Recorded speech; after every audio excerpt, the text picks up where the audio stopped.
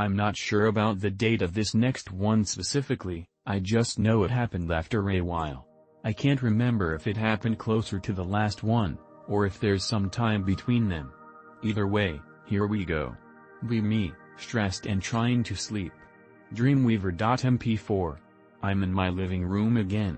It's dark outside, I can tell it's daytime but everything is in deep sepia tones. Wander cautiously to the front door and open it to go outside. It's misty and everything looks borderline derelict. Look up at the mountain across the street from my neighborhood. I see the moon. It's very large, as if it's gotten closer to the earth. I look above it. Shit pants. Nibiru is there in all its glory. It's absolutely massive, and I can see a few of its moons as well. I'm locked in place. I can only stare with morbid fascination at it. I can see mountains on it, as well as storms. It looked like a much larger version of Mars covered in hurricanes. Something catches my attention suddenly. A strange white light is starting to emit from the top of our moon. It increases gradually and the light's color starts to turn into a lavenderish. A volley of lasers shoot up off of the moon. They're aimed up at Nibiru and are moving in all sorts of directions. I glance up to the red menace. MFW, the moon is projecting a volley of what looks like complex sacred geometry onto Nibiru's surface in very rapid succession. Pick related. I cannot tell if it's a weapon, but it's certainly doing something to the surface. The light gets more intense and the earth begins to shake. Book it back inside. As soon as the door slams I wake up. This one wasn't as scary as the others.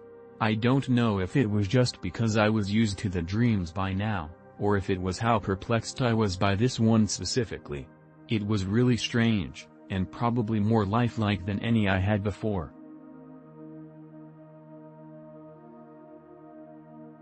Me. Be unemployed. Make friends with homeless people. Offer to give them blankets. They give me weed their friend gave them from a dispensary. I also do a shitload of nicotine from my smoke vape pen. We hang out a bit over the next day and a half as I convince my parents to let them sleep there. They also have a cute little kitten. One day we're smoking and suddenly I feel paranoid. Feel really paranoid. Get call from mom that her dogs killed my friend's cat. Suddenly I start screaming and talking about how I'll lead everyone to greatness. Start screaming that God is corrupt from false faith. Talk about how false faith from the wicked has turned God evil. Say humans need to stop believing in God and believe in themselves. Screaming that I'm going to bring my new friends into a new life of greatness doing something great. They don't know what's happening. I feel like I'm not in control of my own actions anymore. Just a backseat driver to something else. Start screaming about being an angel who God has cast down for calling out this corruptness. Friends don't believe me.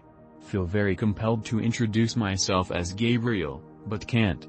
Start going on that finding faith in ourselves will allow us to find our true selves and then give more power to humanity. I've done some research and angels cannot take human bodies. They do not take away the free will of human beings, and as such, don't partake in such activities. Hell, they don't even have the power to do so. Angels also don't go around calling God corrupt. We arrive at my mother's house and she immediately makes the gigantic massive fuck up of calling me Michael. I start running and sliding on the floor thanking the mother of this vessel for reminding me of my true name. The rest is a massive blur from here, but this entity somehow managed to make my complete bitch of a mother start crying and then congratulating her on finding her true self. Friends recorded this. I'll go ahead and start with a green text about one of the first and more subtle appearances of Nibiru in my dreams. Me, sophomore in high school, about 3 months into researching shit like sacred geometry and Nibiru on and off. Have kind of put aside the conspiracies because girls and weed are a higher priority at this moment in time. Go to bed one night. Find myself dreaming about being at some house party. One of those dreams where you feel like you are in a movie. Is incredibly immersive, even despite weird dream shit like opening a random closet door and seeing a childhood toy sitting on the shelf, or similar happenings of the like. After a while, go to the top floor and step out on a balcony. As soon as I walk out the sliding glass door, everything goes quiet. It's like I'm in an entirely different dream. I just kind of look around the skyline, weirded out but nonchalant. Look at the moon. See pic related. webfuck.jpg. Images burned into my mind. Go back inside, and dissolve back into regular dream like nothing happened for an indiscernible amount of dream time. Eventually wake up from the dream with pic roll still fresh in my mind. Feel a strange foreboding presence that keeps me awake until sunrise. I would see things like pic roll in my dreams for a few more months afterwards. Not with as strong of a nightmarish sense as the story above, but it would still pop up every so often. And like I said the images I made that I'm including are pretty far from being the most accurate, but they get the job done. Time to get into the real nitty-gritty. B 2017. There is a celestial alignment on the 23rd of September. Very eerily aligns with Revelation 12. Pic related. Me, really leaning back into the Nibiru conspiracies. Anons theorizing the dragon of Revelation 12 is Nibiru. Nibiru has been getting closer in every dream I've had about it for the past year. MFW, the harbinger of death, is knocking on the door. Stressing like I'm meeting a girl's judgmental parents for the first time and I just flooded their fucking toilet. The time comes and I use a chintzy star tracking app to watch the alignment happen. The sun was still out so I really couldn't see shit. Could pop a tire with how clenched my ass is. Alignment comes and goes. Big Red is nowhere to be found. Kick myself for being gay and retarded. Alright, I'll chime in. Don't think this is a dream I'd tell any of my friends about because they'll likely not care or laugh, but this dream felt very meaningful and vivid to me. Me. In the future, been having a lot of me in the future dreams lately. Anybody else? New, fancy local restaurant in town opening dedicated to the 2000 film American Psycho, and no, it's not called Dorsha oddly enough. There is no mention of it. Just the American Psycho or Patrick Bateman restaurant. I don't get out much, so I chose not to go, at first. I pre-ordered some merch from the restaurant before it opened, but was told via postcard, never get emails in dreams. Anybody else? That I have to personally go to the restaurant and pick up my merch myself with ID. Fuck.gif. Don't have anything cool to wear. Just an old, silk vest, jeans, slippers with white socks lol.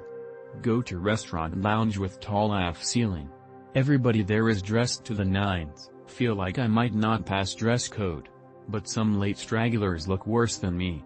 Each person that hasn't booked a table, waits in line. Each person gets an individual, 10/10 TikTok looking model host dressed like she's from 1988, but with contemporary hairstyles that kinda ruin it. Cutie host girl who looks kinda like a flipped version of Vanity 6, leads me to my table, but first I tell her I need to pick up my merch worth over $200. She directs me to a counter in the lounge. Show my ID. Lady pulls out a couple boxes and some cremated ashes on a stick, not sure WTF that was about. Anyway, host takes me to my table, I eat a $200 plus full course meal, it was fucking delicious. That's all I remember. Get a receipt for $400 plus total after paying for my dinner. All in all was pretty cool. Would go to American Psycho restaurant again in another dream. Me. Hermit Grandmaster of Ancient Arts DM living in a kick-ass mountain home and eating my fruit trees every couple thousand years. Some random retard stumbles across my house and wants to learn from me. He must only be retarded due to ignorance, so I try to train him in my awesome and enlightened ways. Turns out he's a violent dipshit and just wants power, so I tell him lies so he doesn't cause anyone trouble. He fucks off back to his village and starts some shit, dragging my name through the mud by abusing what I taught him. He and his group get their shit pushed, and while the world forgets about my ways, magic is deemed fake and a waste of time by the normies. I can finally fucking practice in peace again. MFW, somebody tried to steal my fucking peaches again. I'll read this later over coffee, but first I would like to share a personal story that might give you perspective of my side, hopefully. Please understand that I never cared for psychiatry because I knew a guy that had bipolar personality disorder, and when I experienced that part of theirs I dropped that faster than it could have gotten hot, so I tended to look down at people with mental health issues, and I still think they just don't know how to control their emotions. Me, college student doing psychiatric rotation with a twin. Thankfully my teacher was this super old dude that used to debate me all the time in his office, instead of the absolutely horrible harpies that usually took students. So I didn't get to see external hospitalized patients, only his personal patient, except one that specifically asked him if I could please get out because he was ashamed and didn't want to scale there. One day a patient of his, a black man, was hospitalized in the psych ward because he had paranoid schizophrenia. He told me and my teacher all his story, about how he was a basketball pro player for the NBA and he also worked for the FBI and the CIA, and he was also an animal wrangler. He also lived with his mom, and one day he noticed she shifted and he knew she was a clone, so he was going to kill her. But his dad intercepted. After he finished and stayed quiet, I only opened my mouth to ask him one simple question, which was, so you said you're a pro player for the MLB?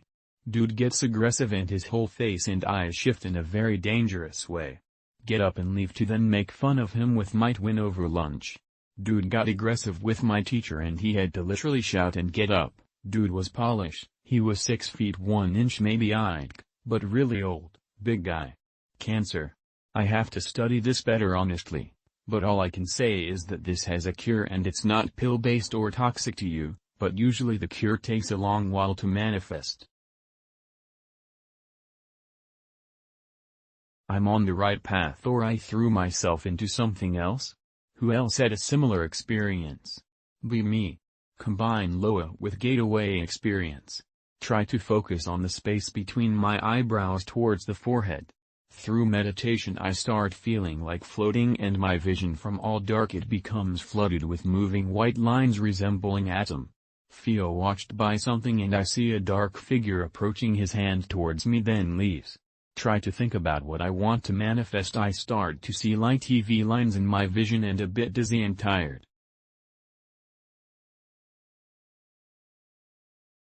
Me.